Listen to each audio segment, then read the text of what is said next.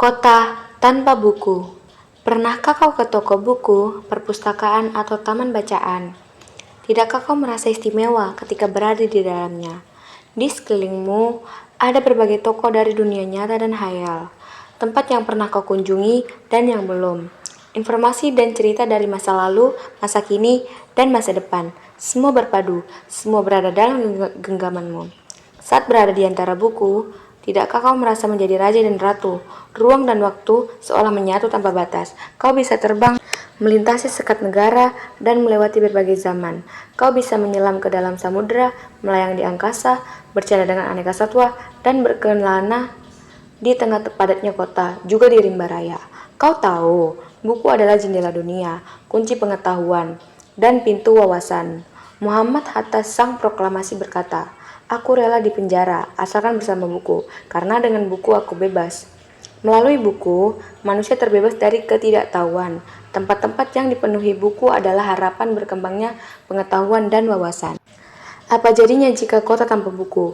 Pantaskah dia disebut kota? Di kota itu, mungkin kabar datang dari sumber lain, dari koran, televisi, atau internet. Mungkin informasi dan cerita datang dari cerita nenek, moyang.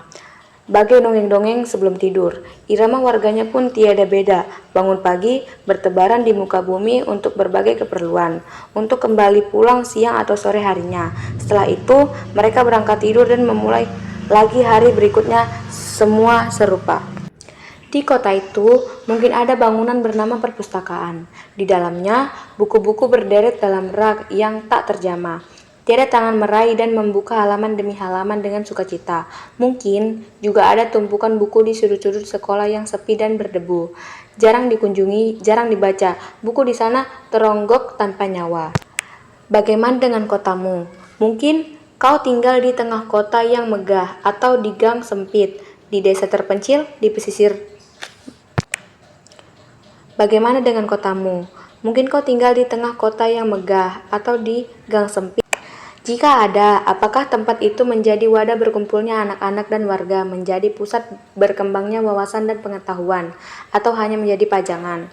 Maukah kau menjadi orang yang menghidupkannya? Kau bisa mengunjunginya dan mengajak teman-temanmu membaca dan berbagi cerita di sana. Jadikan tempat itu sumber kegembiraan dan pengetahuan. Jika tempat itu belum ada, maukah kau menjadi orang yang mulai menghadirinya? Kau bisa memulainya dari sebuah sudut di teras rumahmu. Ajak teman-temanmu memulai langkah baru. Jangan biarkan waktu berlalu tanpa buku. Siapapun dirimu, bersahabatlah dengan buku. Dia akan menjadi teman setiamu sepanjang waktu.